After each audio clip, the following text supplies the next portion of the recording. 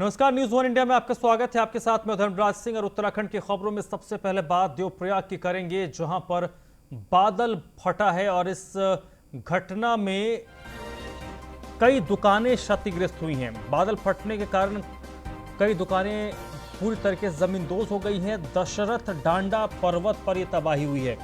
इस तबाही में आईटीआई की एक बिल्डिंग पूरी तरीके से ढह गई है। कई दुकानें क्षतिग्रस्त हुई हैं। सड़क पर बड़े बड़े बोल्डर गिर गए हैं। हालांकि इस मामले में जैसे ही घटना की सूचना मिली, एसडीआरएफ और स्थानीय पुलिस मौके पर रवाना हुई है। और राहत की बात यह है कि अभी तक इस मामले में कोई जनहानि की खबर नहीं है। अब देखिए कैसे पानी की रफ्तार यहाँ पर अचानक से बढ़ी है। एक जो प्रयाग का आईटीआई है जो पूरी तरीके से क्षतिग्रस्त हो गया है। कई दुकानें हैं जो पूरी तरीके से इस पानी के तेज बहाव में बह गई। बादल फटने के बाद अचानक से पानी की रफ्तार जो बढ़ती है उसने कई दुकानों को अपनी चपेट में लिया है। ये एक्सक्लूसिव तस्वीर इस वक्त आपको दिखा रहे हैं। देवप्रयाग की ये तस्वीरें हैं।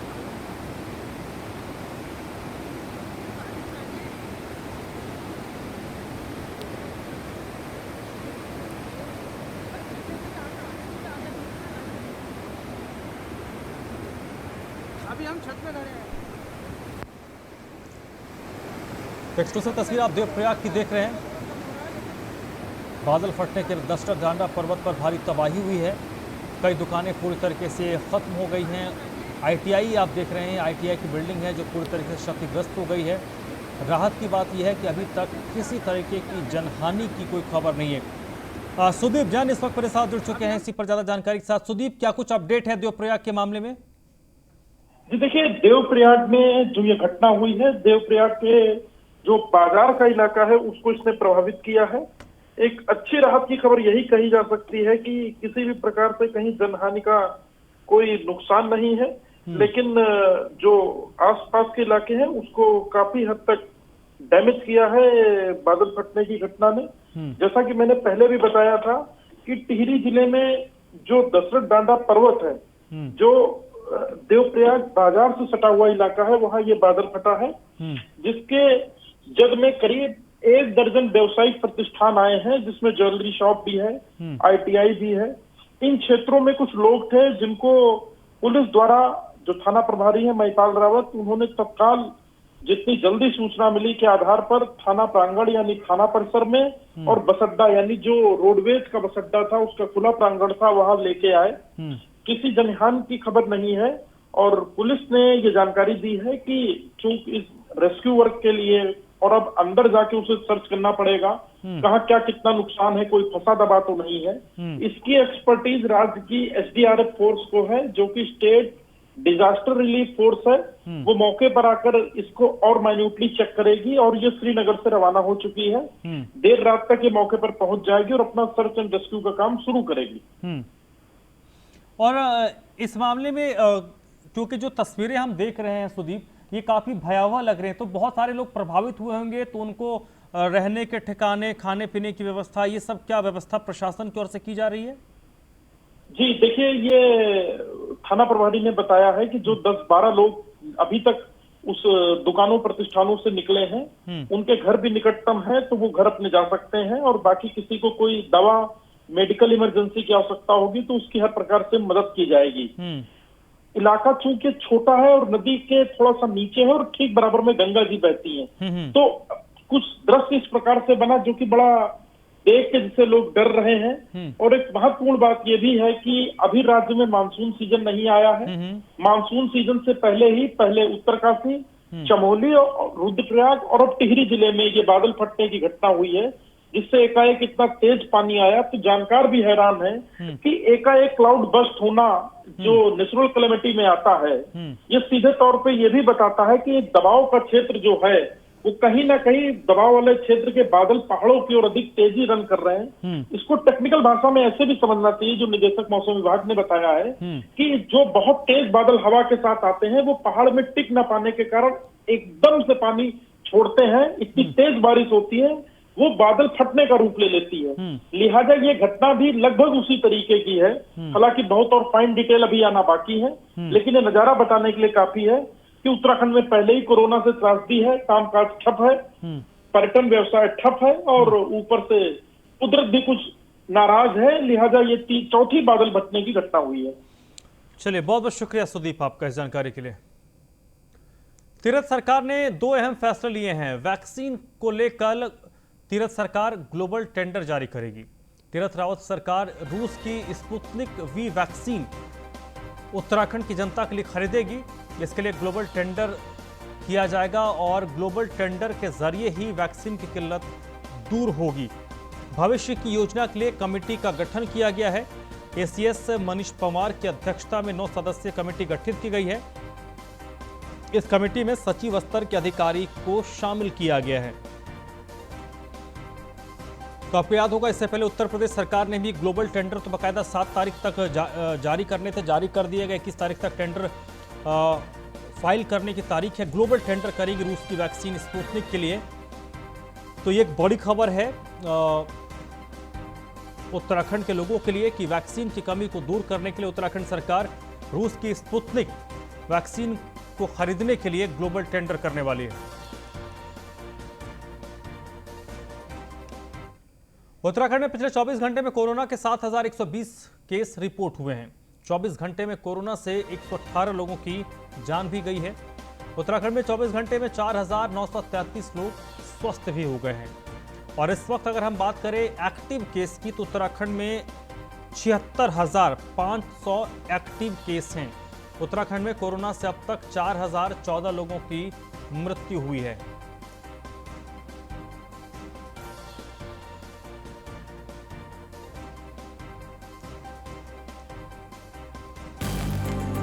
दो 2,201 नए केस पिछले 24 घंटे में उत्तराखंड में रिपोर्ट किए गए हैं। नैनीताल में 1,152 नए केस आए हैं पिछले 24 घंटे का रिपोर्ट। उधम सिंह नगर में 813 नए केस सामने आए हैं। वही बात अगर हरिद्वार की करें तो हरिद्वार में 649 नए केस रिपोर्ट किए गए। उत्तरकाशी में 586 नए केस आए हैं। रुद्रप्रयाग में आंकड़ा 368 का है। पौड़ी में 329 नए केस पिछले 24 घंटे में रिपोर्ट किए गए हैं। अल्मोड़ा में कोरोना के 302 नए केस आए। टिहरी में कोरोना के 296 नए केस रिपोर्ट किए गए हैं। चमौली में कोरोना के 155 नए केस रिपोर्ट किए गए हैं।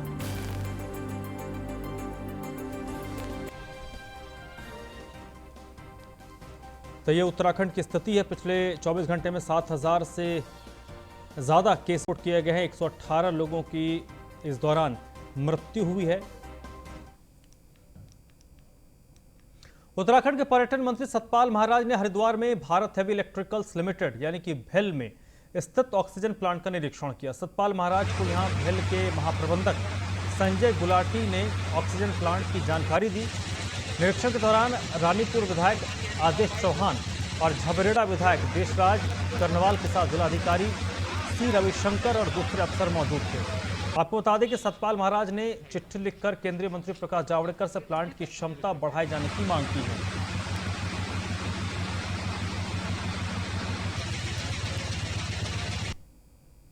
मैं माननीय मंत्री जी का बहुत बहुत धन्यवाद करता हूं कि उन्होंने यहां आकर हमारी इस प्लांट को निरीक्षण किया, ऑक्सीजन प्लांट का, दोनों प्लांट का, और हमें आगे का राह भी बताया कि क्या करना है देश के लिए। कैपेसिटी बढ़ानी है। ये जो प्लांट हैं इनकी कैपेसिटी पूरी है, इनमें फ़िलहाल और क्षमता बढ़ाने की ज़्यादा नहीं लगती मेरे को। हम देख लेंगे उसको। पर नया प्लांट अगर जैसे उन्होंने कहा है तो हम कॉर्पोरेट ऑफिस बात करेंगे, जैसा दिशा निर्देश वहाँ से आएगा उसको हम अमल में लाएंगे ताकि मैक्सिमम लोगों को हम ऑक्सीजन सप्लाई कर सकें। पीडी साहब देखिए, जितनी हरिद्वार की डिमांड है मैं आपको बता दूं, अब तक लगभग हम 300 मीट्रिक टन ऑक्सीजन सप्लाई कर चुके हैं जिस दिन से शुरू करा है, क्योंकि ये प्लांट सिलेंडर फिलिंग के लिए है नहीं। इनमें हमने जुगाड़ करके वो समाधान किया है। और सबसे पहले मैं माननीय गुलाटी जी को बहुत बहुत धन्यवाद देना चाहता हूँ। मेरे साथ मेरे विधायक भी खड़े हुए हैं और मैं यहाँ पर जो काम कर रहे हैं लोग, दिन रात काम कर रहे हैं, ऑक्सीजन बना रहे हैं, मैं उनको बहुत बहुत सलाम और धन्यवाद देना चाहता हूँ कि वो समाज की सेवा कर रहे हैं। जो कोरोना से पीड़ित है उनके लिए प्राणवायु देने का काम कर रहे हैं। ये प्लांट हमारे चल रहे हैं, दिन रात चल रहे हैं। 3,000 की लगभग कैपेसिटी है, जिसमें से कुछ यूपी भी जा रहे हैं। पर क्योंकि आने वाले समय में बहुत डिमांड आ सकती है, तो इसके लिए मैं हमारे केंद्रीय मंत्री जावड़ेकर जी से अनुरोध कर रहा हूं कि एक प्लांट और लगाया जाए और इसकी कैपेसिटी भी बढ़ाने का प्रयास किया जाए। नैनीताल हाईकोर्ट ने कोरोना को लेकर उत्तराखंड सरकार की कार्यशैली पर सवाल खड़े किए हैं। हाईकोर्ट ने कहा कि महामारी में सरकार सोई हुई है, जबकि सरकार के मंत्री कह रहे हैं हमें पता ही नहीं था कि कोरोना दोबारा वापस आएगा, इसलिए हम लापरवाह हो गए थे, मस्त हो गए थे। कोरोना के कहर से पहले सोई रही सरकार, महामारी की मार से पहाड़ में चीख पुकार, अब अफसर भी हैं लाचार, लापरवाही पर हाई कोर्ट की फटकार। मंत्री जी बोले नहीं थे तैयार, उत्तराखंड सरकार को हाई कोर्ट की फटकार। उत्तराखंड में कोरोना का कहर जारी है। कोरोना से हो रही मौतों के मामलों में देवभूमि देश के टॉप 10 राज्यों में शामिल हो गया है। वही हिमालय राज्यों में कोरोना से मौतों के मामलों में उत्तराखंड पहले पायदान पर है। वहीं अब नैनीताल हाई कोर्ट ने कोरोना को लेकर गंभीरता नहीं बरतने पर राज्य सरकार को फटकार लगाई है। हाई कोर्ट ने उत्तराखंड सरकार की कार्यशैली पर सवाल उठाते हुए कहा कि अदृश्य शत्रु के साथ विश्व युद्ध चल रहा है, लेकिन उत्तराखंड सरकार सोई हुई है। हाईकोर्ट ने कहा कि सरकार जानकारी देने की बजाय अंधेरे में रख रही है। वैज्ञानिकों की चेतावनी के बाद भी सरकार नहीं चेती। हाईकोर्ट ने सरकार से पूछा कि बताएं तीसरी लहर को रोकने के लिए क्या तैयारी है। स्वास्थ्य सचिव के शपथ पत्र से भी कोई संतुष्ट नहीं दिखा और 20 मई तक दोबारा शपथ पत्र देने को कहा है। हाईकोर्ट ने सरकार से कहा कि नकली दवा का धंधा करने वालों के खिलाफ कड़ा कानून हो और कालाबाजारी करने वालों पर हत्या का मुकदमा दर्ज किया जाए। हाईकोर्ट ने उत्तराखंड में कोरोना टेस्टिंग लैब बढ़ाने के आदेश भी सरकार को दिए हैं। वहीं उत्तराखंड के कैबिनेट मंत्री गणेश जोशी ने चौंकाने वाला बयान दिया है और कहा कि सरकार को पता ही नहीं था कि कोरोना दोबारा वापस आ जाएगा, इसलिए हम तैयार नहीं थे। देखिए, हर एक व्यक्ति लापरवाह हो गया था। न गणेश जोशी को पता था कि कोरोना दोबारा लौट के आएगा, न हमारी पूरी सरकार को मालूम था। और इस लापरवाही का कारण यह कि हमने कोई काम नहीं किया और उसका परिणाम आज हमें वो है युद्ध स्तर पर काम करना पड़ रहा है, दिन रात काम करना कर रहा है। हमने बहुत छोटे से कार्यकाल के अंदर 250 से अधिक बेड हमने बढ़ा दिए हैं। वहीं राज्य में कोरोना से हुई मौतों पर मुख्य सचिव ओम प्रकाश ने बड़ी बात कही है। उनका कहना है कि कोरोना से 76% मौतें अस्पताल में भर्ती होने के 48 घंटे में हुई। देर से अस्पताल पहुंचने की वजह से मौत का आंकड़ा बढ़ा, इसलिए लक्षण दिखने पर तत्काल अस्पताल में भर्ती होना चाहिए। कि लगभग 76% मौतें जो हैं वो हॉस्पिटलाइजेशन के 48 घंटे में हुई हैं। तो ये जो लेट एडमिशन है हॉस्पिटल्स में, वो एक बहुत बड़ा कारण है। तो लोगों से भी ये अपील है आपके माध्यम से कि जब भी लक्षण दिखना शुरू होते हैं तो वो तत्काल उसका इलाज। उत्तराखंड में कोरोना से हुई मौतें टेंशन बढ़ा रही हैं। महामारी से पहाड़ के गांवों में चीख पुकार मची हुई है और शासन प्रशासन, स्वास्थ्य विभाग के अफसर अपनी लाचारी जता रहे हैं। ऐसे में जनता जाए तो जाए कहां? Sudeep Jain, news 1 India, Dehradun.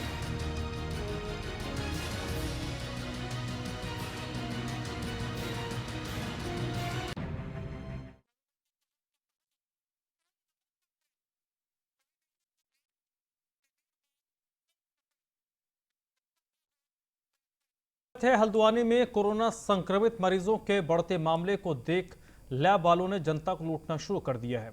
कुछ ऐसा देखने को मिला है मुखानी स्थित पैथकाइंड लैब में, जहां आरटीपीसीआर टेस्ट के 1200 से अधिक पैसे वसूले जा रहे हैं। पुलिस प्रशासन के छापे से यह खुलासा हुआ है। पुलिस अब आरोपी लैब पर कार्रवाई की तैयारी कर रही है।